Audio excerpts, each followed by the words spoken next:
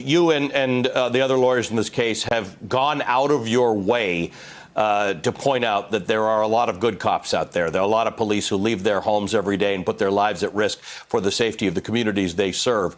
And now we have reports, we haven't confirmed them here at NBC, but reports that there were sick outs today. There were call outs by police in support of the officers who've been charged. I don't understand it, because if you love your job and protecting the community, yes, there's going to be hard times. There's going to be people that disagree. You may see a situation where maybe you don't think that officers should have been charged. But look at the situation that African Americans have been put in, where we didn't think that young man should have been shot. We didn't think that that individual should have been arrested or harassed, or me stopped and searched for no reason, and I didn't pull a lawyer card.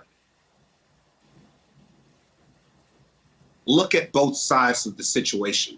Just because fairness is coming around, that doesn't mean that you are part of the problem. But if you are part of the problem, right, then maybe you truly don't get it.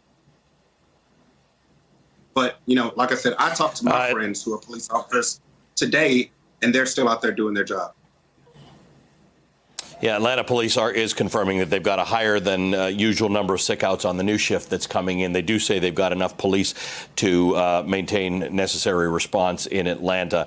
And Chris, I guess while this is going on and your efforts are concentrated on this particular case and the Brooks family, there is this parallel thing that's going on in police forces around the country, including in Atlanta, in Congress.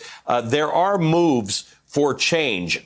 This took 5 days for these charges to come out. In the case of George Floyd's killers, it took 3 days.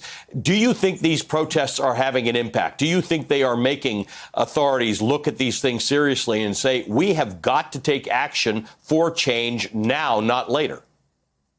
Of course it is, because that's what this country is the voice of the people. White, black, whatever you may be, the people, not politicians, control what happens. It's just when we demand change.